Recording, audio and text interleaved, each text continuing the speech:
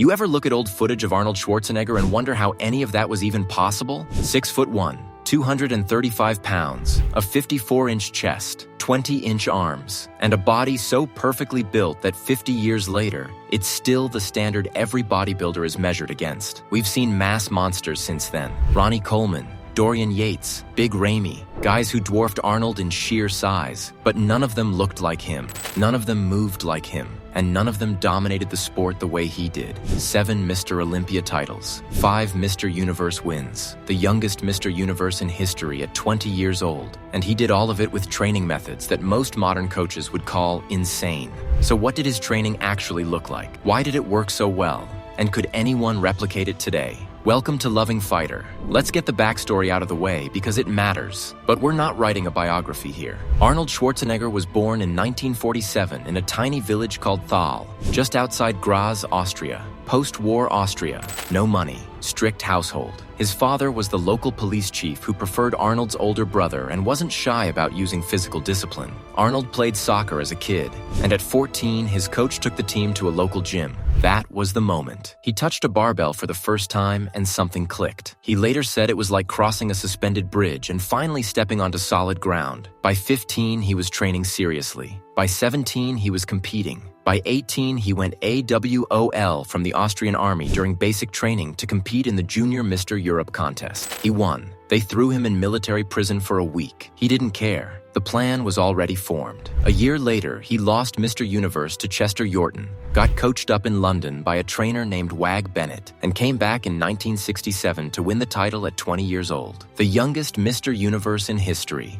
Joe Weider saw the potential, called him up, and invited him to America. Arnold landed in California in 1968 with a gym bag, $20, and almost no English. Within 2 years, he was training at Gold's Gym in Venice Beach alongside Franco Columbu, the two of them pushing each other through sessions that became legendary in the bodybuilding world. Gold's in the 70s wasn't a commercial fitness center. It was a concrete bunker full of iron, chalk dust, and the best bodybuilders on the planet. No air conditioning, no mirrors on every wall, just heavy weights and serious people. That was Arnold's laboratory. Now here's the detail that separates Arnold from every meathead who ever picked up a dumbbell. At 15 years old, he started studying psychology, not because he had to, because he wanted to understand the power of the mind over the body. Think about that. A 15-year-old kid in rural Austria in the early 1960s, teaching himself how the brain controls muscle. He was so obsessed with training that when his gym was closed on Sundays, he broke in through a window so he wouldn't miss a session. He later said, "It would make me sick to miss a workout. I knew I couldn't look at myself in the mirror the next morning if I didn't do it." At home, he trained in a room with no heat, doing exercises with whatever he could find. His parents thought he was losing his mind. His father wanted him to be a police officer. His mother wanted him to go to trade school. They even called in a psychiatrist because they found photos of bodybuilders on his bedroom wall. But Arnold already knew exactly what he was going to become. That obsession with the mental side of training would define everything he did for the next 2 decades. So let's talk about how he actually trained, because the volume alone would hospitalize most modern gym goers. Arnold trained 6 days a week, twice a day, morning and evening sessions. His weekly split looked like this. Monday, Wednesday, Friday mornings were chest and back. Monday, Wednesday, Friday evenings were legs, calves, and abs. Tuesday, Thursday, Saturday were shoulders, arms, calves, and abs. Sunday was his only rest day. That means every major muscle group got hit 3 times a week. Not once, not twice, 3 times. Compare that to what most bodybuilders do today. They train each muscle group once a week, maybe twice if they're ambitious. Arnold was doing triple the frequency at triple the volume. How much volume are we talking about? Up to 26 working sets for large muscle groups like chest and back. And on leg day, up to 61 sets in a single session. That's not a typo. 61 sets. For context, most modern training programs recommend 10 to 20 sets per muscle group per week. Arnold was doing that in a single morning, and then coming back in the evening for more. The total daily training time was 4 to 6 hours, some days closer to 6. Dorian Yates later won 6 Olympia titles, training 45 minutes a day with lower volume and higher intensity. Mike Mentzer argued that Arnold's approach was wasteful and that 1 set to failure was enough. Both of them had a point, but neither of them built what Arnold built, and neither of them dominated the sport with the same combination of size, symmetry, and charisma. Now let's break down the key principles that made this work, because it wasn't just about doing more. It was about doing more with purpose. First, compound movements as the foundation. Arnold built his physique on the basics: barbell bench press, squats, deadlifts, bent over rows, military press. These weren't accessories. They were the main course. He said it plainly: to get big, you have to get strong. Beginning and intermediate bodybuilders shouldn't be as concerned with refinement as with growth. While today's influencers chase the latest cable variation and fancy machines, Arnold was putting 4 plates on the bench and grinding out reps. Sound old school? Frank Zane trained the same way. Reg Park trained the same way. Franco Columbu trained the same way. Every golden era champion understood that strength was the price of admission. Second, the superset system. Arnold didn't just do chest and back on the same day by coincidence. He paired them together deliberately.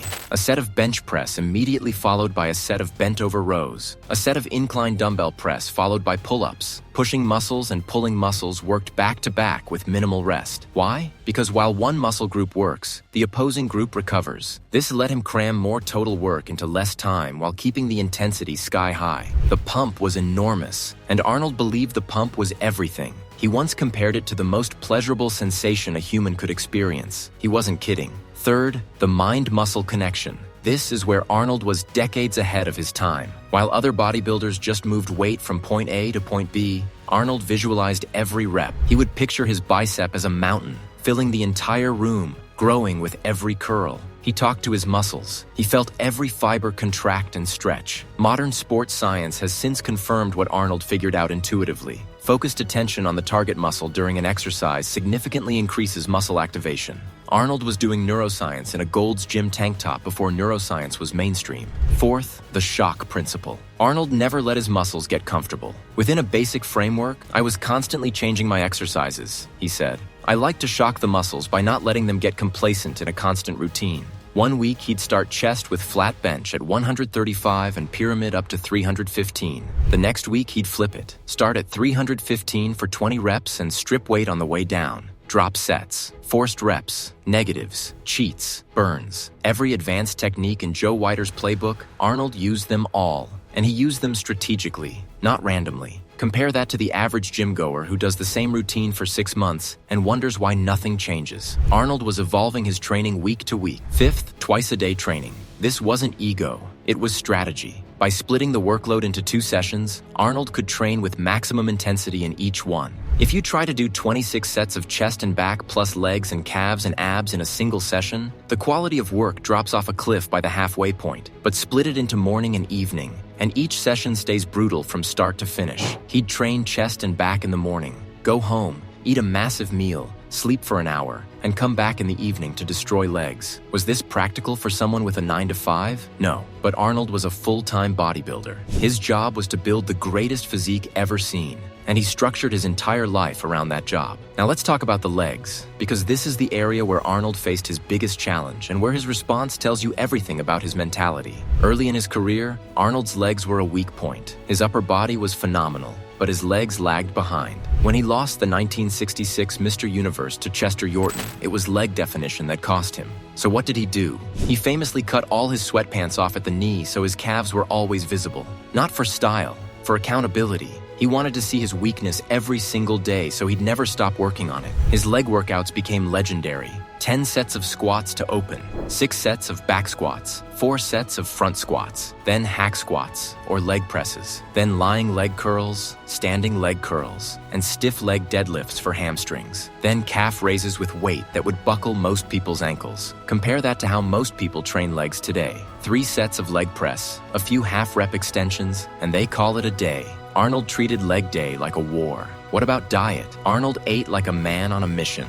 5 to 6 meals a day. High protein, whole eggs, steak, chicken, fish, and plenty of vegetables. In his era, there were no mass gainers, no BCAAs, no intra-workout carb supplements. The nutrition science was primitive compared to what's available now. But Arnold understood the fundamentals. Protein for muscle repair, carbohydrates for energy, fats for hormonal function. He ate big, he ate often, and he ate clean by the standards of the time. Estimated caloric intake during peak training was somewhere between 4,000 and 5,000 calories a day, enough to fuel a body that was training 5 to 6 hours daily. Now let's address the elephant in the room. Yes, Arnold used steroids. He's been open about it. In that era, performance-enhancing drugs were legal in the United States and widely used in competitive bodybuilding. Does that diminish what he built? You can argue that either way, but here's what isn't debatable. Steroids don't train for you. They don't make you break into a gym on Sunday. They don't make you do 61 sets on leg day. Plenty of guys in Arnold's era took the same drugs and never came close to his physique. The drugs were part of the equation.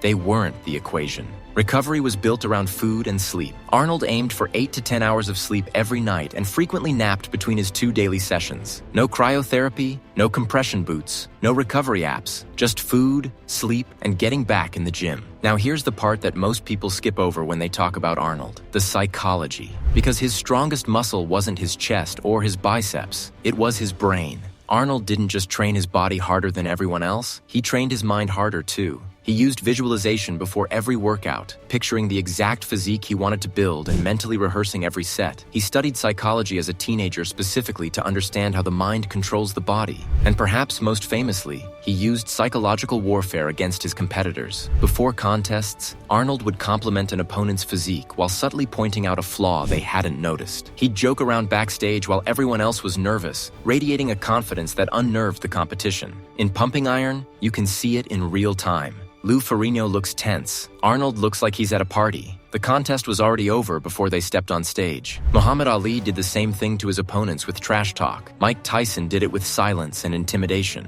Arnold did it with a smile and a calculated comment. Different sport, same principle. Control the mental space and the physical contest becomes a formality. So what did all this produce? Mr. Universe at 20, the youngest ever. Mr. Olympia at 23, then 6 more Olympia titles after that. 7 total. A record that stood for decades until Lee Haney won 8. Arnold dominated through the entire golden era of bodybuilding, an era that included Franco Columbu, Frank Zane, Serge Nubret, and Lou Ferrigno. Giants, legends, and Arnold beat them all. He retired in 1975, came back in 1980 for one more controversial Olympia win, and then walked away for good. But his influence never left. The Arnold Split is still one of the most popular training programs in the world. The Arnold Classic is the second biggest bodybuilding event on the planet. And when people who have never touched a weight think of bodybuilding, they picture one man.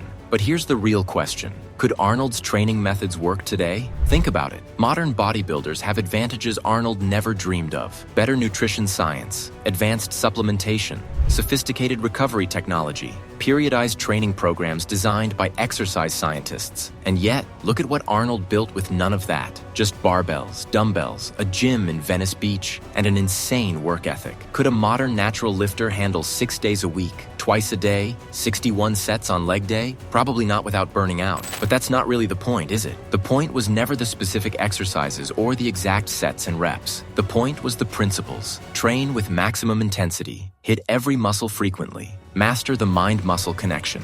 Never let the body adapt. Attack weaknesses relentlessly. And structure your entire life around the goal. So here's what I want you to argue about in the comments. If Arnold came up today, with the same genetics, the same drive, the same brain, but with access to modern training science and nutrition, would he be even better? Or was there something about the raw, unscientific, gut-driven approach of the golden era that produced a physique that science alone can't replicate? Ronnie Coleman had more mass. Phil Heath had more titles. Chris Bumstead brought classic physique back into style. But 50 years later, when people close their eyes and picture the perfect bodybuilder, they still see Arnold. Why is that? Was it the body, or was it the mind that built it? Let me know in the comments what you think about this one. Thank you for watching Loving Fighter.